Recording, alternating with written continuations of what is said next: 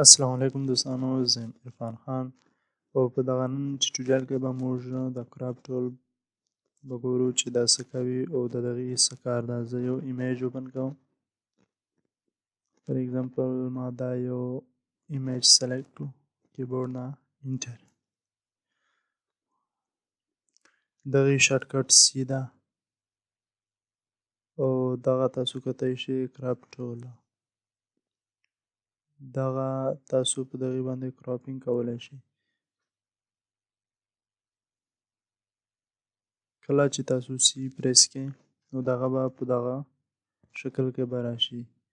دا انکانسټنټ دا چې کوم پیله اپشن دی دغه کې تاسو کتلی شئ اوریجنل چې کومه ریشو ده 1/1 سکویر چې کوم سایزونه دي څه دغه دي.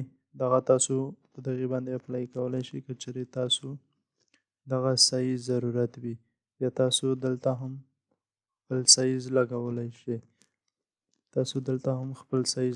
شئ.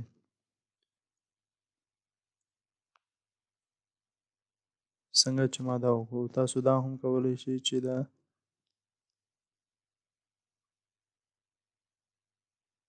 سایز اینډ ریزولوشن باندې کلیک وکړئ او دلته تاسو چې کومه ریشو سلیکټ کوئ هغه که پیکزل کې وي، که انچز وي، یا سینټي میټر وي، یا میلی میټرز وي، یا پوینټس وي، یا پیکاس. تاسو دلته خپل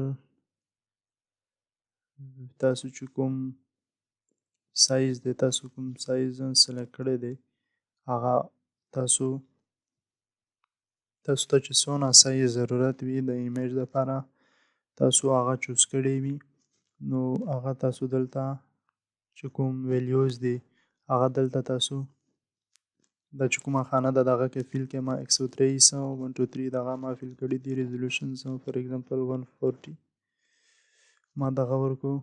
او که چېرې تاسو په دغې باندې کلیک وکړئ دا چې کوم باکس ده سیو ایز کراپ ریسیټ، نو دغه به تاسو سره په پریسیټ کې به تاسو سره سیو شي. فار ایگزامپل ما دا وکړو نو ماته دا سایز زه دغه کې یو هم نه غواړم.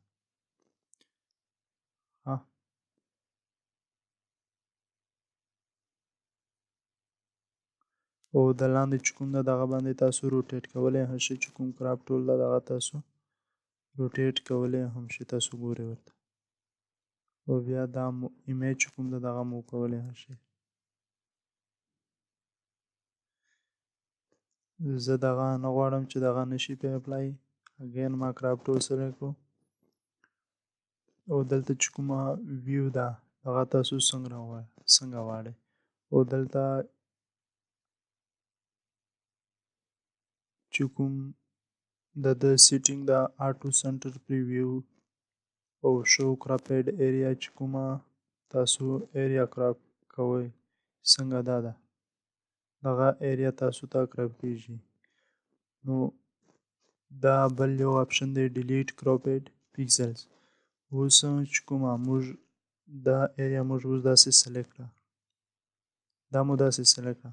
اوس که چېرې زه په دغې باندې کلیک وکړم او بیا دا ټیک مارک یا کیبورډ نه زه انټر پریس کړم نو دا چې کومه ایریا ده دغه به ډیلیټ شي. څنګه چې دا ډیلیټ شوه.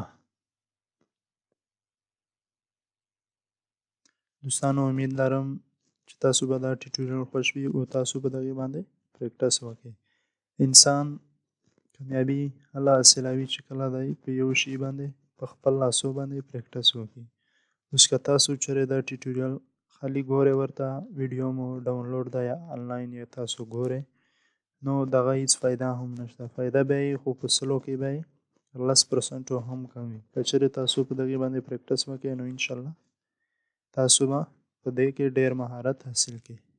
په لوی الله مو سپارم.